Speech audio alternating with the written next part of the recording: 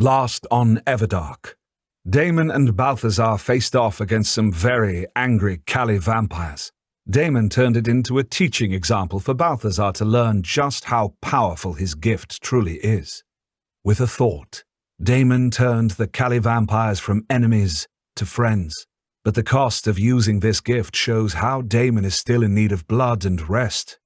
We now return back to Julian. Everdark, Episode 45, Waiting Game.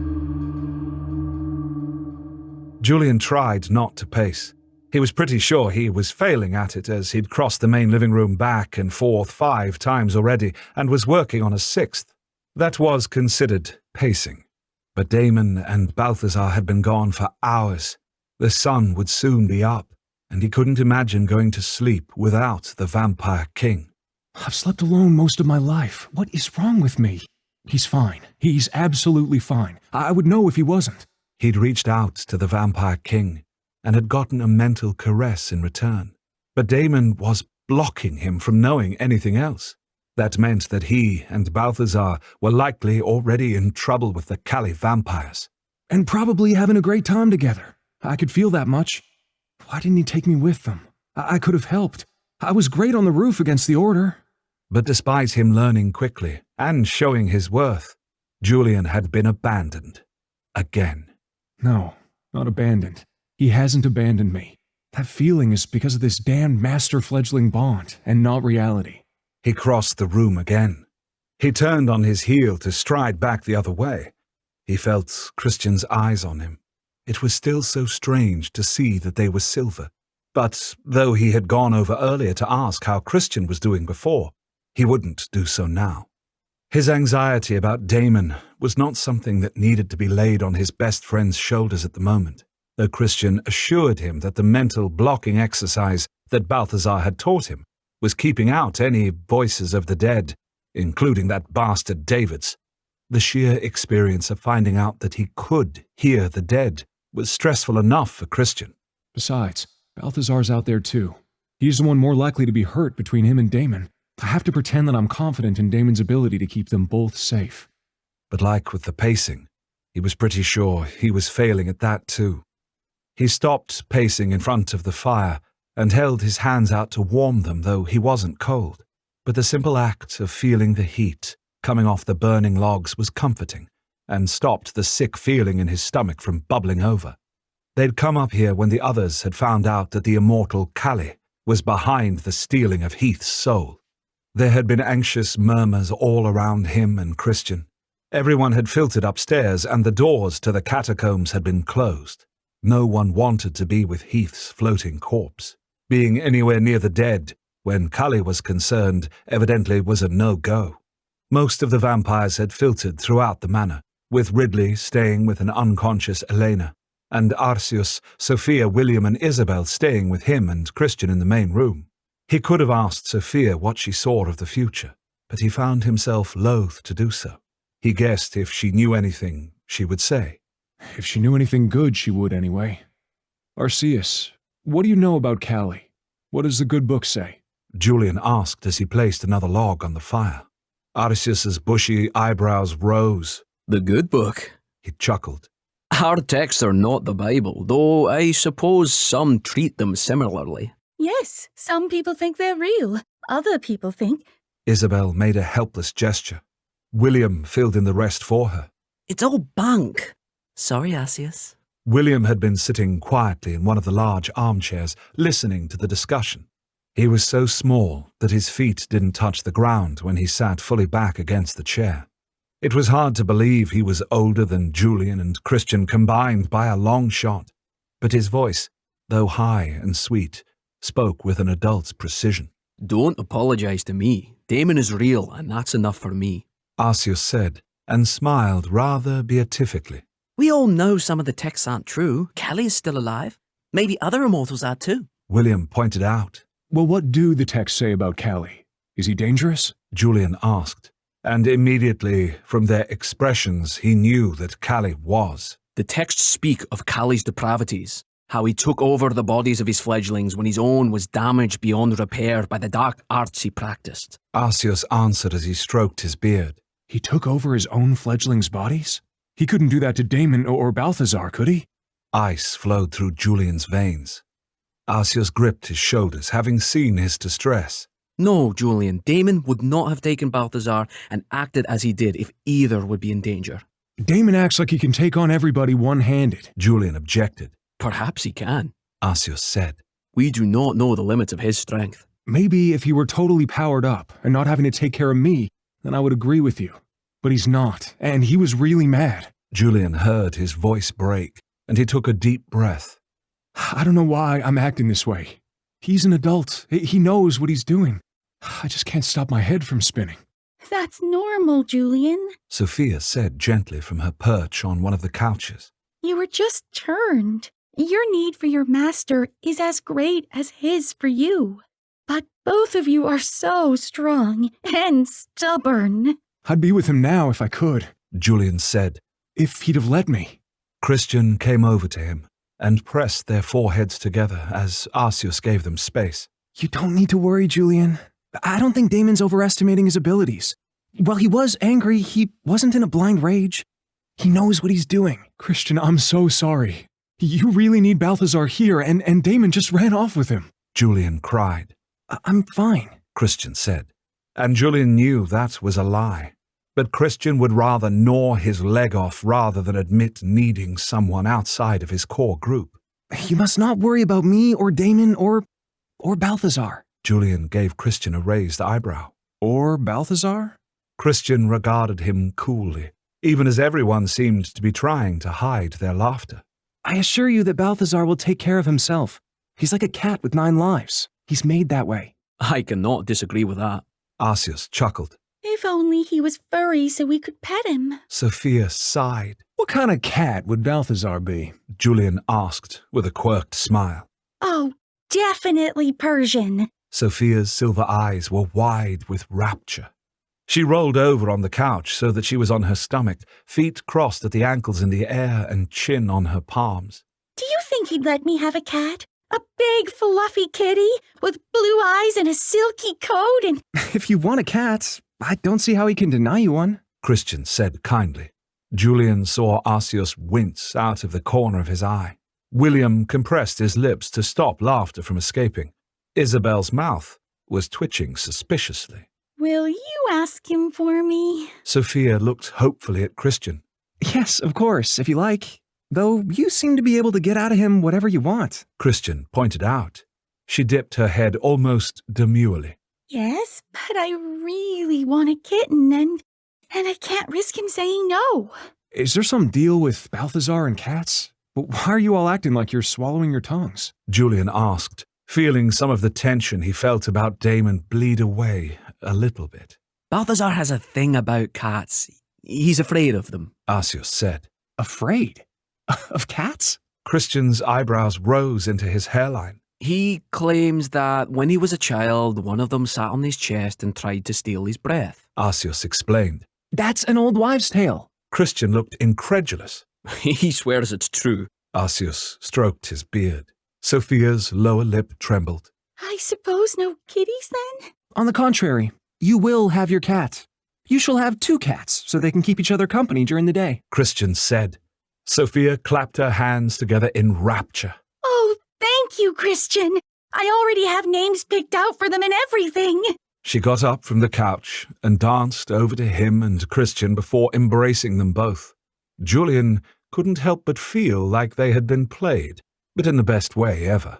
Who is Callie, do you suppose? I mean, they aren't going by the name Callie, obviously. Not in the open. So is it someone we know? William asked, evidently able to drag his mind away from envisaging Balthazar's horror at cats in the house. They're not wearing the same body as they were when I knew them. Sophia remarked, almost innocently. You knew Callie? Everyone seemed to ask that at once. Sophia nodded, her blonde pigtails bobbing along with her head. Oh, yes, of course. She was often bothering Seer. She? Callie is a she? Arceus asked. Callie is whoever they want to be. Those stories in the ancient texts aren't just stories. Callie switched bodies twice during my second life. Sophia explained. What happens to the person whose body Callie takes? I mean, where does their soul go? Julian asked. Is it trapped in the body with Callie, or do they go on?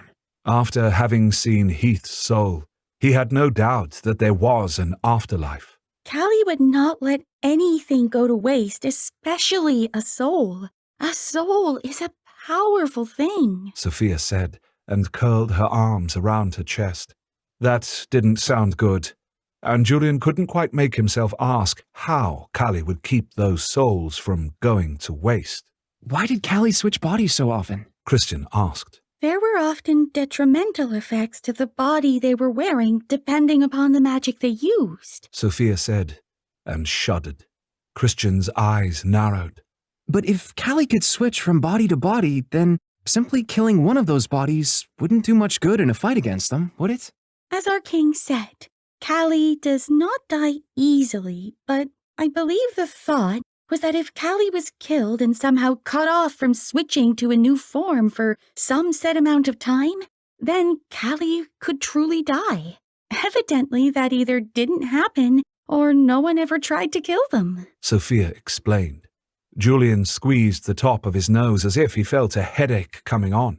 So Callie can just move from body to body and not be killed? But Daemon... He couldn't say the rest. He couldn't even think of Daemon being hurt. Sophia gave him a soft smile. Remember that Daemon has all the gifts. He can do the same. Even if Callie could manage to extinguish his current form, which Callie cannot, Daemon would simply choose another to inhabit. She assured him. Callie is just very difficult to get rid of. Perhaps impossible. Which is why she... Or he. Sophia corrected. Right, it could be either or neither. It could be anyone. So that's why they are determined to go up against Daemon, because there's no danger in it. Julian growled. Of course there's danger. Perhaps not in terms of a second death, but Callie would lose whatever they've been planning if Daemon comes in and wrecks it. Sophia pointed out. So then, why take Heath's soul and announce their opposition to Daemon like that? Christian tapped his chin. Maybe Heath knew something and Callie couldn't risk him telling us whatever it was. William broke in. He had been troubled recently. He wouldn't tell me why, but I think now maybe it was something to do with the Order. Daemon is of the Callie bloodline. Isabel murmured softly. He must know that Callie is alive. Maybe he is Callie. It would make sense if he were. William agreed, his eyes narrowing with thought. Came out of nowhere to reach the top heights of the Order. He's gunning for Daemon too. If you want to know what happens next in Everdark, you don't have to wait for next week. Volume 4 is available in our shop as an ebook or audiobook. You can also subscribe as a member and get all the episodes we've published so far, uncut and uninterrupted. The member feed is exactly the same files as the audiobooks, just uploaded to the podcast on a members only page. I'll post the links to Volume 4 and our subscription sign-up form in the notes. Daemon is not Callie. Arceus said with a frown that was only partially hidden by his bushy beard. Why are you so sure? William asked. He does not behave like an immortal. You've all met Daemon, and though he might have some childish delight in things, there is a difference. He said with a gesture of one hand. Daemon does not have that stillness or the depth of reflection I would imagine for one as old as an immortal. I agree. Sophia nodded. Daemon is nothing like Callie. And in time, Callie could not help but show who they were. Then who is? Julian asked. The Callie vampires remain mostly unlasting. They keep to themselves. Isabel answered. So Callie could be any one of them. Lasting? Is that a city in the Everdark, like Nightfallen? Christian asked. She nodded. I suppose we ought to have guessed that Callie was still with us. Lasting was the one city that was never actually closed during the war. It was said to have been peaceably taken over. Then again, Callie never had to use their fledglings to fight. They merely used our dead against us. Arceus stroked his beard as he added, There is a lot of prejudice against Callie because of their gift, but also because during the war, they stopped fighting first, having allegedly secured Lasting for themselves. Really great cognac. Don't know how they make it so when he's actually drunk. Balthazar's voice suddenly filled the room, as he and Daemon popped out of nowhere. He was waving a half-finished bottle of cut glass crystal wildly about while Daemon supported him. Daemon! Julian cried. Balthazar! You're both okay. I am brilliant and terrifying, Balthazar said, while spreading his arms wide, before Daemon caught him and gently deposited him on the couch. Christian did not go to Balthazar's side, but stared at him long and hard, as one would an animal that was frothing at the mouth. Balthazar, of course, looked dreamily back at his fledgling. Oh, Christian, I missed you. I really did, Balthazar babbled as he pulled out the cork of the cognac and took another swig that instantly painted his pale cheeks pink. Glorious to be drunk, Daemon said. They use enchanted corpse powder, too. Don't you ruin it for me, Daemon. I won't have it ruined. So, I don't want to know. Balthazar wagged a finger at Daemon, who was already reaching for Julian to pull him into an embrace. Julian, though, was feeling a little miffed and relieved that they were back safe. But finding Balthazar drunk and Daemon looking, well, gorgeous as always, as if he'd gone to a salon, made no sense. Daemon's thick black hair was glossier than ever. His red eyes gleamed like rubies. His skin had an almost luminous sheen. He's been feeding. A lot. But, oh God, did he feed from all the Callie? What happened? Did you speak to Callie? Did you fight your way into lasting and— Callie shut the damn door and is hiding like a little corpse rat, Balthazar slurred. But I find I cannot hate him utterly. After all, his bloodline makes this glorious— Hey, give that back. No! Christian said firmly after snatching the bottle from Balthazar's hands. He gave it to Arceus. Please see that this is locked away from him. I am the master of this house, so— You are not even the master of yourself at the moment, Christian retorted. Balthazar was struggling to sit upright. One gentle push by Christian had him down again, scowling and flailing a bit. Sophia had her hands pressed together in front of her as she watched the two of them with interest.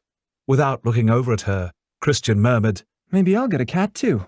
Sophia looked rapturous. Daemon, seriously, what happened? Julian demanded, even as he finally accepted the Vampire King's arm around his waist. Did you take out a Callie stronghold and raid their liquor cabinet? Arceus asked as he sniffed the cognac. No. They're our friends now. Good friends. Gave me the cognac and promised more. Oh, yes, they did, Balthazar laughed. And that was after they brought person after person for Daemon to drink from. They really know how to live. Considering they are all about death, somehow I'm not surprised. Christian murmured. Tell them what I told you, Daemon, Balthazar demanded. Explain how clever I am. Was. Not sure. Give me back my cognac, Arceus. I'm thirsty. Balthazar reached blindly for the bottle, but since Arceus was 10 feet away and he couldn't use the Asher gift of telekinesis, the bottle did not magically come to him. In fact, Arceus hid the bottle behind his back. Julian wondered if he would drink it himself later. You will thank Arceus for not letting you have any more, Balthazar. There is a dinner party tomorrow night, Daemon remarked dryly. This time Balthazar shot upright. He was rumpled and his hair was sticking up in places, but he did look more alert. Oh my God. Christian, your parents. And I haven't decided on a menu. The chef must work on the shopping and the preparation during the day. Oh, this is a disaster. Help me up. I must become sober at once. Or somewhat cognate. Christian leaned down and put Balthazar's arm over his shoulders. His nose wrinkled. Oh, you smell like brandy and dead people. Cognac, but point taken. Perhaps a shower would sober me up. Something must. Balthazar sniffed himself and his nose wrinkled too. I must not disappoint your parents. I am family now too. So glorious to have a family again. Julian expected Christian to say something cutting about how Balthazar was no relation to his parents and that he never would be. But his best friend gave a smile. I think my father might like you, but my mother is worse than the Spanish Inquisition. Christian remarked mildly. You'll survive, I'm sure. But you need to be on your toes to win her over. Oh, I can't wait. They made you, dear heart, so they must be wonderful, Balthazar confessed, and Christian pinked. Over his shoulder as Christian was leading him downstairs, Balthazar called back to Daemon. And you, sir, I would storm 1,000,000 strongholds with. Truly wonderful time. Great bonding experience. It was. Daemon inclined his head somberly. You must fill them all in, Balthazar said. If you tell William, he will repeat everything you say to everyone. Hey, I'm not a gossip. William lifted his chin truculently. No, I like to think of you as a sieve. Everything just passes right through, Balthazar said with a final gay wave. Julian tugged at Daemon's shirt. Start talking, so William can leak. And Daemon did. He told them of entering the Kali stronghold, of fighting the undead, of Balthazar taking the skeleton warriors over and using them against the ones that had raised them, of Kali closing lasting, and Daemon closing solace, and finally, of how he had used the power of Eiros to turn the Kali in that stronghold to their side. We can control the undead? William's eyes were huge. Daemon opened his lips, but then his eyes flickered to Arceus, who had been listening to this whole account with furrowed brows. He had been that way since Balthazar spoke of is and was, maybe even before that. Julian heard the parts that Daemon left out over their bond, about how Daemon had taught Balthazar some of the things that Eiros had taught him long ago. Arceus clearly sensed something was up between Balthazar and Daemon. Only the most powerful with the Eiros gift can do so. But I believe you can be taught, William, Daemon said finally. An army of skeleton soldiers under my control? That would be brilliant. William beamed. The Kali will be able to raise many more dead with the Eiros controlling them, Sophia said, and her gaze was slightly unfocused as if she was actually seeing this. Isabel shook her head. It's like our powers were meant to work together, with Christian's Speaker of the Dead abilities, and now this. I never thought of us as aligned with Kali at all. Yet, is Kali our enemy? But Kali's people don't have to be. Julian protested as he curled against Daemon's side. He wasn't sure how he felt, though, about people's minds being changed like that. But then again, the alternative was killing them, and that wasn't an option. I cannot have it both ways. Dead or a changed mind. Changed mind it has to be. What will happen next? Will Kali attack us? What about Daemon? Julian asked. His gaze dipped to Sophia, but she was humming to herself and seemed not to have heard his questions. We will have some peace while they hide in their holes, Daemon murmured. Daemon drew a finger down Julian's cheek, which had Julian's breath catching in his throat. The Vampire King seemed to be losing interest in talking to anyone but him, and not about threats either.